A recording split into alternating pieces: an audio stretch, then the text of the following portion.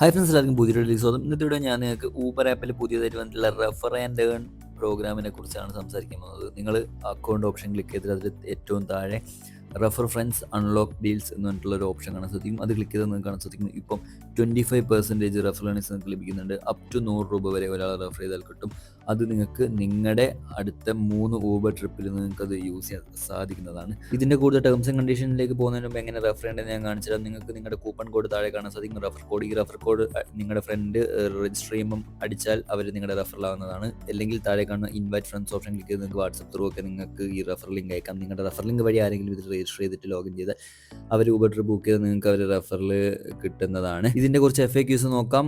ഇതുവരെ ഊബറിൽ ഒരു ട്രിപ്പ് പോലും ബുക്ക് ചെയ്യാത്ത ആരെയും നിങ്ങൾക്ക് ഇതിൽ റെഫർ ചെയ്യാൻ സാധിക്കുന്നതാണ്. നിങ്ങൾക്ക് അപ് ടു 25% വരെ, അപ് ടു 100 റുപ്പീസ് വരെ ഒരു ട്രിപ്പ് നിങ്ങൾക്ക് ഒരാളെ റെഫർ ചെയ്ത് നിങ്ങൾക്ക് കിട്ടും. നിങ്ങളുടെ അടുത്ത 3 ട്രിപ്പിൽ നിങ്ങൾക്ക് യൂസ് ചെയ്യാം. നിങ്ങൾ റെഫർ ചെയ്തിട്ട് 30 ദിവസത്തിനുള്ളിൽ ആളിത് ചെയ്തിരിക്കണം.